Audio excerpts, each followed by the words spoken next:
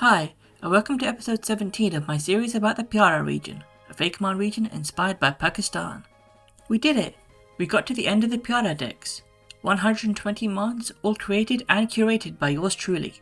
But in the years I've spent refining this deck to make it the best possible version of itself, I've come up with a lot of ideas that didn't quite make the cut, and now spend their days in the design limbo part of my Faker deck spreadsheets.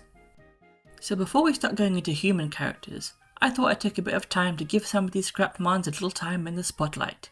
Of course, I've scrapped a lot of concepts, so to ensure this isn't an hour-long video, I've narrowed it down to Pokemon that I wrote into scripts for these videos and then cut out. Starting off, here we have the electric flying roadrunner Velocity, which evolves into the electric fighting secretary bird Shockrotary. Shockrotary was obviously reworked into Sparkrotary, but Velocity was scrapped for a few reasons. I realised I wasn't as passionate about its design compared to its evolution. It didn't feel particularly original, and I already had an early game electric type in the form of Capuchita. So when it came time to rebalance things and add more fire types and single stage Pokemon, it was a fairly easy decision to rework the secretary bird and do away with the roadrunner. Next up, I'll tackle 6 mons in one go. The electric dark low Bolton Wirewolf, the fire flying Chimera and Draculava, and the ice type Frankhole and Frostine. I designed the Frankensteins first, based on the observation that Frankenstein's monster and Frosty the Snowman are both homunculi made out of inert organic matter, brought to life by unnatural means. But from there, I fell into the trap that befalls many a fakemon creator. I succumbed to the siren song of patterns, and designed the other 2 lines to fill the ice electric fire pattern in Pokemon, and the Frankenstein Wolfman Dracula trio of universal monsters. However, I had a hard time nailing the designs for the low Bolton Chimera lines. I didn't have anything interesting to say about them, and they didn't really fit into the Pyara region, so I had to ask myself, do I really care about these designs, or am I just committing to them for the sake of a pattern?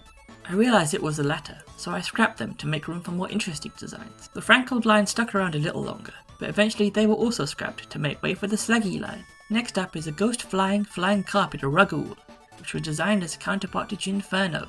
This one was scrapped because, again, it didn't feel very original, and it was kind of a pain to keep the pattern consistent, which was an effort that didn't feel worth it for a design I didn't care much for anyway. Ruggool was eventually replaced with Ringalim, which encouraged me to engage in some very Pokemon-y gimmickry that felt a lot more creatively satisfying. Next is Puku Mango, a grass-type convergent mon based on Pukumuku and mangoes. This one came pretty close to being part of the decks, but was scrapped because I already had some fruit-based mons in Tropup and Tropicopter, and I wanted a more diverse range of grass types. Next up is the only regional form in this video, the fairy flying Pyaran Chatot, based on the rose-ringed Parakeet. The main reason for scrapping this design was that regular Chatot already has the same colours as the rose-ringed Parakeet, just arranged differently, so Pyaran Chatot ended up being too similar to regular Chatot. Pretty easy to scrap and make some extra room. Next, here's a ground grass Sloth, which evolves with a Firestone into the Fire Grass Scorchloth. There are a lot of moving parts to these designs. They're based on sloths, which famously move so slowly that algae grow on their backs, but also the idea that fires can sometimes benefit ecosystems by releasing the nutrients stored in dead biomatter into the surrounding soil. The idea here was that using the Firestone burns the plants on Sloth's back, releasing the nutrients into its body and making its soil more fertile.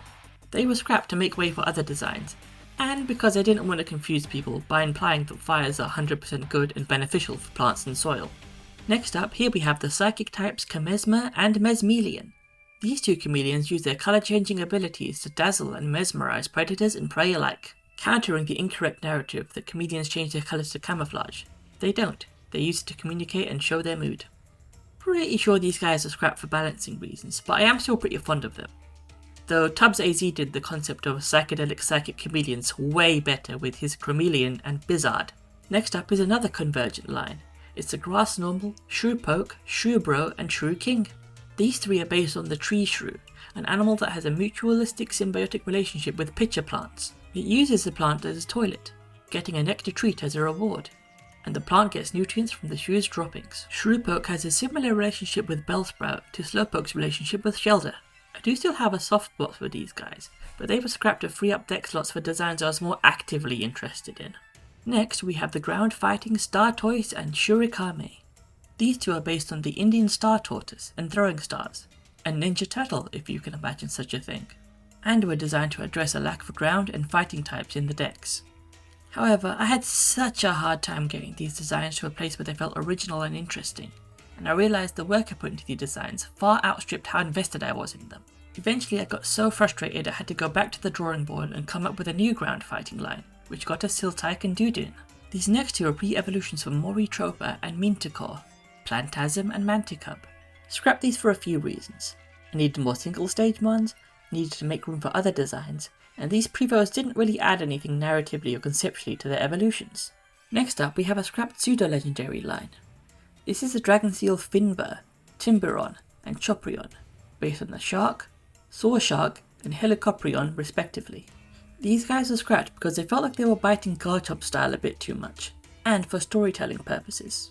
I wanted one of the pseudos to be the starter for one of Pyara's rivals, to show that he's privileged, but the Finbar line felt a little too utilitarian and not flashy enough to really sell that.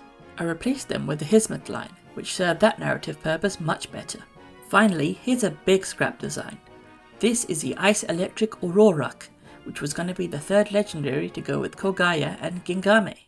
This mon is based on the Aurora Borealis and the Burak, a creature from Islamic tradition that's described as a horse with a human face. This mon is scrapped for a number of reasons, chief among them being it doesn't really match Kogaya or Gingame visually, and didn't really enhance them narratively. Kogaya is the guardian of everything on and below the earth, and Gingame guards everything above the earth, including space. That covers everything really, so a third guardian would be sort of redundant. Also, Game Freak themselves seem to be doing away with the third legendary and third versions in favour of DLC with their own legendary mascots. So sticking with Aurorak would have meant working on a design I wasn't really feeling for the sake of a pattern that even the guys who make Pokemon have dropped. That's all for this episode. The question for this episode is, what scrap design from the Terra Lake do you most wish was a real Pokemon? Don't let me know if you'd add any of the Pokemon featured in this video to your Pyara region team too, because you can't. They're dead forever. Thanks for watching, and hopefully I'll see you next time.